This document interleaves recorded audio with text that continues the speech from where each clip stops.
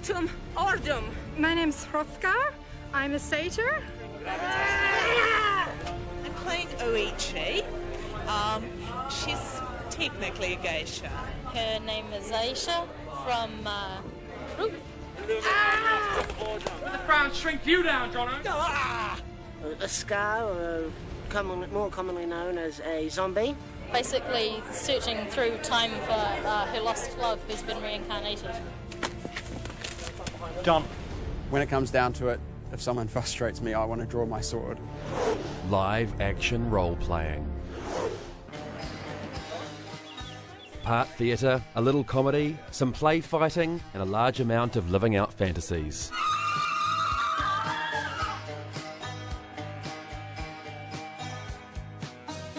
Self-confessed geeks unleashing the performer within. I'm playing Harriet Howard, the mistress of the future Napoleon III.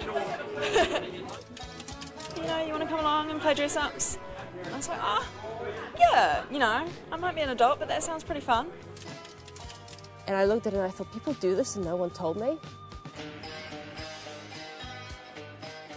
Anna here is head of the LARPing Association, a self-described herder of cats. She's herding about 70 LARPers into an entire weekend of gaming. I know there's a general attitude in the LARP community of it's okay, LARPs always run a little late. That doesn't apply this weekend. We just have way too much to do. But even she knows there's an image problem. I think there's a bit of a geeky stigma attached to it. I do know some basement-dwelling geeks that would not know a girl if it bit them. Quickly, the essences are still there. Quickly, finish the right now.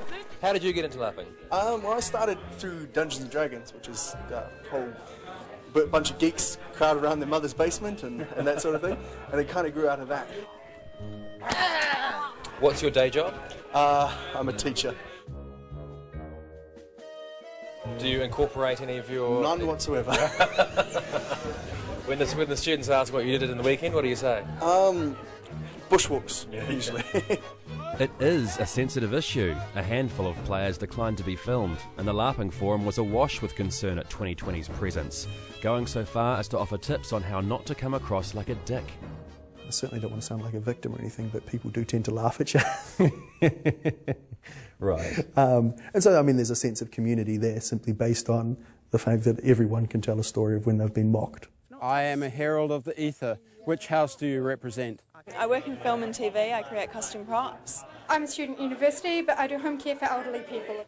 Asian business and economics. I'm attempting to become a professional actor at the moment. LARPing has its roots in tabletop games you might remember from school, such as Dungeons and Dragons. We've put away the dice. We've put away the character sheets. We've logged off. We've kitted ourselves up, and we're living the game. There might not be a script. Word on the street is there's somebody here that's trying to bring me and my business down. But each game has a premise. I have to rescue my lover, a member of the CIA who's got a cocaine addiction. And the characters have motivations, goals, and sometimes abilities. To portray the bolt of magical energy flying through the air, we use a little packet just to let people know that they've been struck or not. Hello?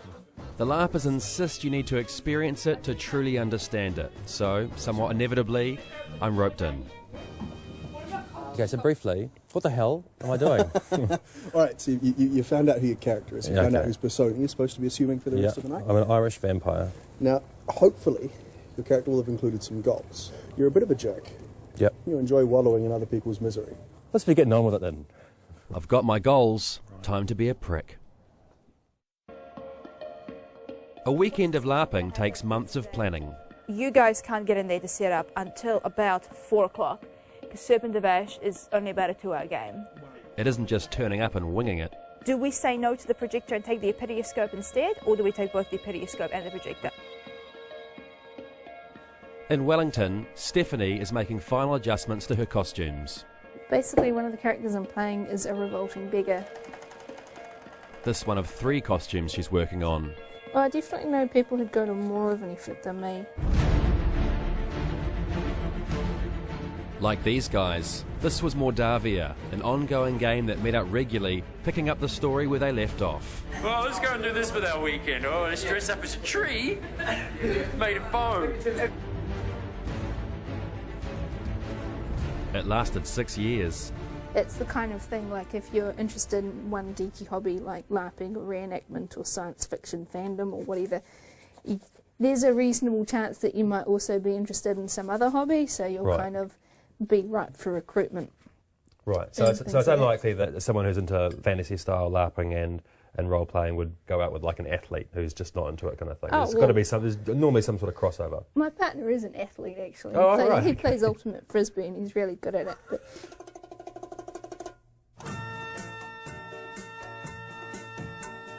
for the next 2 days, Motu Moana Scout Camp will become 12th century Britain, Egypt's Valley of Kings, even the Crystal Palace in London, as 70 players take part in 18 games. We're going to go through the master process again, which is we will do some swap prize draws and then just divvy up into games and get started.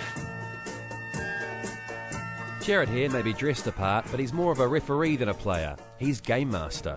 Undead people, can we just have you follow the path down? You'll see a couple of the other minions down. There's a clearing. Normally a game could have 3 or 4 GMs. Zara, you're House of Murgon. Your boss is Garon. Today, however, Jared is pretty much on his own. This is your force of power. Dynamic hit locations.